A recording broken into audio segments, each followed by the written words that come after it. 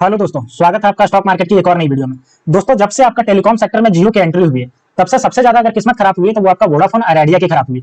और इतनी ज्यादा किस्मत खराब हुई कि इन दोनों को मर्जर करना पड़ा और इसके बावजूद भी इनका जो है वो आपका मार्केट शेयर लगातार ये खोती जा रही है। अपने जितने भी ग्राहक है वो लगातार इसको जो महीने महीने की रिपोर्ट आती है उसमें ये खोती जा रही है और इसके ग्राहक जो है वो चेंज होकर के या तो एयरटेल में चले जाते जा रहे हैं या तो जियो में। और सबसे ज्यादा जो मार्केट शेयर है वो आपका जियो ने कब्जा लिया है। अगर एयरटेल और जियो की बात करते हैं तो इसमें आपका जो है वो जियो ही सबसे ज्यादा आपका सबसे बड़ा मार्केट को कब्जा है और नंबर 1 पे आपका रिटेल मार्केट में है, आपका टेलीकॉम सेक्टर में। तो वोडाफोन आइडिया अपने मार्केट शेयर को बचाने के लिए और अपने जितने भी ग्राहक है उसको अपने पास जोड़े रखने के लिए एफपीओ लेकर के आ रही है 18,000 करोड़ का, यानी कि फर्दर पब्लिक ऑफरिंग, जिसके थ्रू ये आपका 18,000 करोड़ जुटाने की योजना बनाई है।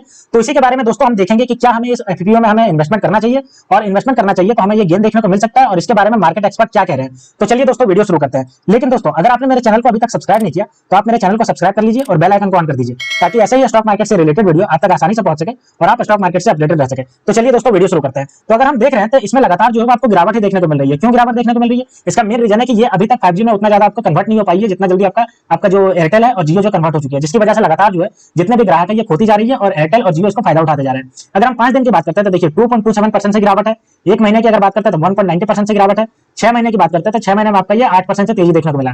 और 2024 की बात करते हैं तो सिर्फ 2024 में देखिए 24% से गिर गया।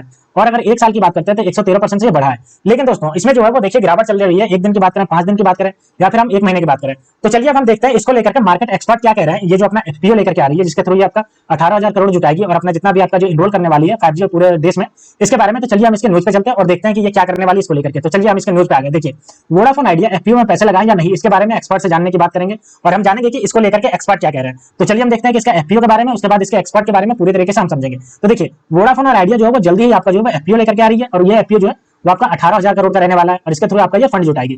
अगर हम बात करें तो एफपीओ का जो है वो असमंजस में बने हुए जितने भी निवेशक है इसको लेकर के अभी असमंजस में। क्यों असमंजस में? क्योंकि वोडाफोन आइडिया जो है वो लगातार अपने शेयर मार्केट में अपने जितने भी आपका ग्राहक है वो खोते जा रही है और इसी से लग रहा है कि अगर हमने इसमें इन्वेस्टमेंट कर दिया तो क्या हमारे पैसे लौट करके आ पाएंगे, या फिर ये जितना आपका गिरता जा रहा है शेयर प्राइस उसका और भी ज्यादा गिरता जाएगा। तो चलिए हम इसको लेकर के देख लेते हैं। तो अगर हम सबसे पहले एफपीओ की बात करते हैं कितना का ला रही है, तो देखिए 18,000 करोड़ का फॉलो ऑन पब्लिक ऑफरिंग ला रही है, जो कि आपका 18 अप्रैल को 10 रुपए प्रति शेयर की न्यूनतम कीमत पर खुलेगा। अभी जो इसका प्राइस है उससे आपका घट करके आपका ये 10 रुपए प्रति शेयर पे खुलेगा। और अगर अधिकतम की बात करते हैं तो 11 रुपए पे होगा। ऐसे में एक एक्सचेंज कंपनी ने अपनी फाइलिंग में कहा है कि ऑफर 12 अप्रैल को बंद हो जाएगा, यानी कि आपका 18 अप्रैल को ला रही है, लेकिन आपका जो है 10 से जो 11 रुपए का जो है वो आपका 22 अप्रैल को आपका बंद हो जाएगा। ठीक है, कंपनी ने एफपीओ के लिए Jefferies, SBI, caps and axis capital की लीड मैनेजमेंट के रूप में लिस्ट किया है। यानी कि अगर लीड मैनेजमेंट की बात करें तो जेफरीज, एसबीआई, कैप्स और एक्सिस बैंक को इसने लीड किया। और एक्सपर्ट का कहना है कि फंडिंग से वोडाफोन आइडिया का इंफ्रास्ट्रक्चर मजबूत होगा। एक्सपर्ट जो कह रहे हैं इंफ्रास्ट्रक्चर मजबूत होगा, लेकिन कंपनी को वित्तीय मोर्चे पर चुनौतियों का सामना करना पड़ेगा। साथ ही एक्सपर्ट ने कहा है कि लोन देने वालों के लिए ये एफपीओ फायदेमंद साबित हो सकता है, लेकिन शेयर होल्डर के लिए ये फायदेमंद नहीं होगा। अब देखिए, लोन देने वाली कंपनियों के लिए फायदेमंद साबित होगा, लेकिन अगर हम बात करते हैं शेयर होल्डर के लिए तो शेयर होल्डर के लिए साबित नहीं होगा। क्यों नहीं साबित होगा, इसके बारे में चलिए हम आगे देखते हैं। तो अगर हम कोटक की बात करते हैं तो कोटक इंस्टीट्यूट इक्विटी कंपनी ने इस एफपीओ पर पॉजिटिव बना हुआ है। इसका कहना है कि एफपीओ ने कंपनी में आने वाली प्रतिस्पर्धाओं को कड़ी टक्कर देने की स्थिति में आ सकती है। साथ ही बैंक लोन कम होगा, जिससे कंपनी फ्रेश लोन लेने जाए तो उसको दिक्कत का सामना नहीं करना पड़ेगा। हालांकि कोटक इस बात को थोड़ा चिंतित भी है कि इससे टेलीकॉम सेक्टर में कंपनी की बाजार हिस्सेदारी बढ़ाने में मदद मिलेगी या नहीं। कोटक को उम्मीद है कि वोडाफोन आइडिया समय के साथ भारत के बकाया के सबसे बड़े हिस्सेदार इक्विटी में बदल देगी, जिससे संभावित रूप में वीआई के गैर भारत सरकार के निवेशों के लिए बड़ी इक्विटी कमजोर पड़ सकती है। यानी कि कोटक इंस्टीट्यूट जो है इक्विटी कंपनी, ये आपका कह रही है कि इसमें जो है वो आपको प्रतिस्पर्धा को टक्कर देने की स्थिति में आएगी, साथ ही बैंक लोन लेने से आसानी मिलेगी। लेकिन ये लेकर के चिंतित है कि इससे ये हम नहीं कह सकते कि ये टेलीकॉम सेक्टर में जो कंपनी अपनी जो है वो हिस्सेदारी बढ़ा पाएगी या नहीं। इसको लेकर के ये चिंतित है, इसके बारे में ये असमंजस में कुछ कह नहीं सकते इसको लेकर के। अगर हम आगे स्वास्थ्य इन्वेस्टमेंट की बात करते हैं तो देखिए उन्होंने क्या कहा है। वहीं स्वास्थ्य इन्वेस्टमेंट की वेल्थ हेड शिवानी न्याती का कहना है 15 से 17% की छूट के बावजूद वीआई के निकट अवधि के पुनरुद्धारण का रास्ता साफ नहीं है और ये काफी अनसर्टेन लगता है। फंडिंग हासिल करने से कंपनी का इंफ्रास्ट्रक्चर ठीक हो सकता है, लेकिन फाइनेंशियली कंपनी को दिक्कत का सामना करना पड़ सकता है। 2026 में संभावित वित्तीय संकट मंडराने लगेगा जब $4 बिलियन तक का महत्वपूर्ण स्पेक्ट्रम और एजीआर बकाया दे हो जाएगा। देखिए, इसको लेकर के जो आपकी स्वामित्व इंफ्रामार्ट जो है उसकी जो हेड है शिवानी न्याती, इसका कहना है कि 15 से 17% की छूट पे अभी जो इसको मिल रहा है, यानी कि 10 रुपए से लेकर के 11 रुपए के बीच है, ये आपको पूर्ण उद्धार का रास्ता साफ नहीं होगा। क्यों नहीं होगा? क्योंकि इसका इंफ्रास्ट्रक्चर तो ठीक हो जाएगा, लेकिन अगर इसके फाइनेंशियल की बात करें तो कंपनी में फाइनेंशियल दिक्कत जो है वो लगातार बना रहेगा। और 2026 के आसपास अगर बात करते हैं तो $4 बिलियन का इसके ऊपर स्पेक्ट्रम जो खरीदती है कंपनी, जितने भी आप देखते हो कि टेलीकॉम सेक्टर में स्पेक्ट्रम जो बेचती है सरकार, तो उसका बकाया जो होगा वो चुकाना नहीं पाएगी और उस समय आपको ये डिफॉल्ट करने का चांसेस बन सकता है। तो अगर हम ओवरऑल बात करते हैं एनालिस्ट की मार्केट की, तो ये कह रहे हैं कि इसका इंफ्रास्ट्रक्चर में सुधार तो हो सकता है, 5G इनरोल तो कर सकती है आपके जितने भी आपका जो कंपटीशन कर सकती है, लेकिन फाइनेंशियली की बात करते हैं तो फाइनेंशियली में ये जो है वो अनसर्टेन है। क्यों? क्योंकि फाइनेंशियली इसका जो है वो मार्केट शेयर बढ़ेगा या नहीं बढ़ेगा, इसको लेकर के ये कंफर्म नहीं है और इसी को लेकर के ये चिंतित है कि आने वाले समय में अगर एफपीओ में आप पैसा लगाते हैं तो ये इसलिए आपको कंफर्म नहीं कह सकते कि इसका जो एफपीओ होगा वो बढ़ेगा या नहीं बढ़ेगा। ठीक है, तो दोस्तों अगर ओवरऑल अगर हम बात करते हैं इसको लेकर के, तो जो मार्केट एक्सपर्ट है ये वो यही कह रहे हैं कि इसमें अगर आप पैसा लगाएं तो आप ये सोच के लगाएं कि इसको आपको इन्फॉर्म मिल भी सकता है आपको रिटर्न, और नहीं भी मिल सकता रिटर्न, क्योंकि ये पूरी तरीके से कंफर्म नहीं है कि आपको अच्छा खासा रिटर्न इसको देखने को मिल ही सकता है, क्योंकि स्पेक्ट्रम की जो इसका बकाया है ये भी आपको चुकाना पड़ेगा 2026 में, और खास करके इसका इंफ्रास्ट्रक्चर तो बढ़ सकता है लेकिन इसका मार्केट शेयर जो रहेगा वो जियो और एयरटेल ने लगातार आपका जो बढ़ाते जा रही है, जिसकी वजह से वोडाफोन आइडिया को बहुत मुश्किल हुआ इसका मार्केट शेयर को कैप्चर करने में।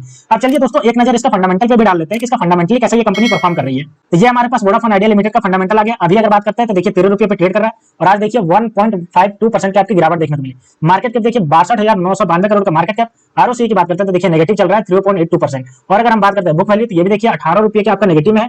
ईपीएस देखिए 6.5 रुपये के नेगेटिव में है। हायर लो की बात करते हैं तो 18 रुपये 40 पैसा हाई गया, 6 रुपये इसका लो गया। फेस वैल्यू देखिए 1 रुपया गया। तो आप यहाँ पे देख सकते हो कि आरओसी जो है वो आपका नेगेटिव में चल रहा है और इसका बुक वैल्यू आपका नेगेटिव में पहुंच गया और ईपीएस इसका नेगेटिव में पहुंच गया। तो यही सब आपके बताते हैं कि ये कंपनी फाइनेंशियली अच्छा खासा परफॉर्म नहीं कर सकती। अगर हम बात करते हैं एक साल की, तो एक साल में ये थोड़ा सा तो ठीक ठाक बढ़ा है। 17 अप्रैल 2023 को जहां ये 6 रुपया 05 पैसा था, वहीं अभी ये बढ़कर के आपका देख सकते हो 12 रुपया 95 पैसा। और मैक्सिमम की बात करते हैं तो देखिए 23 फरवरी 2024 को 17 रुपया 55 पैसा था। तो इसमें अच्छा खासा बढ़ोतरी तो देखने को मिला। लेकिन अगर हम ओवरऑल बात करते हैं तो एक्सपर्ट इसको लेकर के अभी भी चिंतित है कि इसका जो बढ़ सकता है कि नहीं बढ़ सकता, इसका फाइनेंशियली ये हम कह नहीं सकते। क्वार्टरली रिजल्ट की बात करते हैं तो देखिए हमारे पास सबसे पहले सेल्स की बात करते हैं। मार्च 2022 की बात करते हैं तो 10,240 करोड़ था और अभी वहीं पे अटका हुआ है देखिए 10,673 करोड़, यानी उतना ही है। अगर हम ऑपरेटिंग प्रॉफिट की बात करते हैं तो ये भी देखिए उसी के आसपास है 4,649 करोड़ और यहाँ पे देखिए 4,349 करोड़, ये आपका घट गया है। अगर हम बात करते हैं ऑपरेटिंग प्रॉफिट मार्जिन, तो ऑपरेटिंग प्रॉफिट मार्जिन इसका तो अच्छा खासा नजर आ रहा है, जो कि आपका देखिए 40%, 39%, 40% और 41% के आसपास है। नेट प्रॉफिट की बात करते हैं तो देखिए लगातार कंपनी जो है वो लॉसेस बुक करती जा रही है। 2020 से बात करते हैं, जब से आपका जियो आया है, जियो तो आपका 2015-16 के आसपास ही आ गया है, लेकिन आपका 2020 का डेटा यहाँ है तो देखिए लगातार जो है वो कंपनी आपको लॉसेस बुक कर रही है, और वो भी 1-2 करोड़ नहीं, आपका 7,000 करोड़, 8,000 करोड़ और अभी आप देख सकते हो 6,986 यानी लगभग 7,000 करोड़ का आपका नेगेटिव लॉसेस में आपका ये चल रही है। अगर हम बात करते हैं इसके प्रॉफिट एंड लॉस स्टेटमेंट के ईयर ऑन बेसिस पे, ये हमारे पास इसका डेटा आ गया। सबसे पहले सेल्स की बात करते हैं तो सेल्स आप देखिए मार्च 2020 में 44,958 करोड़ था और अभी जो है वो 42,777 करोड़ हो गया, यानी कि अभी जो है वो उससे घट गया। अगर हम बात करते हैं ऑपरेटिंग प्रॉफिट, तो ऑपरेटिंग प्रॉफिट भी उसी तरह स्टैब्लिश है। आप देखिए मार्च 2020 में 14,916 करोड़ और अभी जो है वो 16,998 करोड़ पहुंच गया।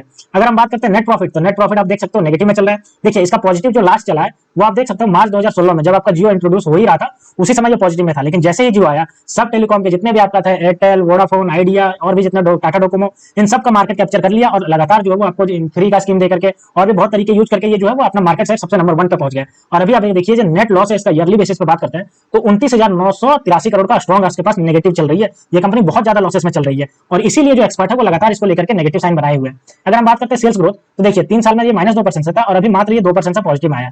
प्रॉफिट ग्रोथ देखिए इसका लगातार जो है वो नेगेटिव में चल रहा है 4%। अगर हम सीएजीआर की बात करते हैं तो ये 3 साल में 14% और अभी 114% से बढ़ रहा है। तो आप देख सकते हो कि इसका जो है वो नेगेटिव में चल रहा है सेल्स ग्रोथ। और अगर बात करते हैं प्रॉफिट ग्रोथ, तो ये भी आपका नेगेटिव में चल रहा है। अब चलिए दोस्तों इसका हम देख लेते हैं शेयर होल्डिंग पैटर्न को, कि शेयर होल्डिंग पैटर्न किसके किसके पास कितना है। तो अगर हम प्रमोटर की बात करते हैं, वोडाफोन आइडिया के प्रमोटर, तो देखिए 48.91% का है और एफपीओ लाने के बाद इनका जो प्रमोटर का जो शेयर होने वाला है ये और कम हो जाएगा, जिसकी वजह से ये हो जाएगा कि प्रमोटर का जो उतना ज्यादा होगा दिक्कत नहीं होगा, क्योंकि प्रमोटर जो है लगातार इसको कम करते जा रहे हैं बेच के।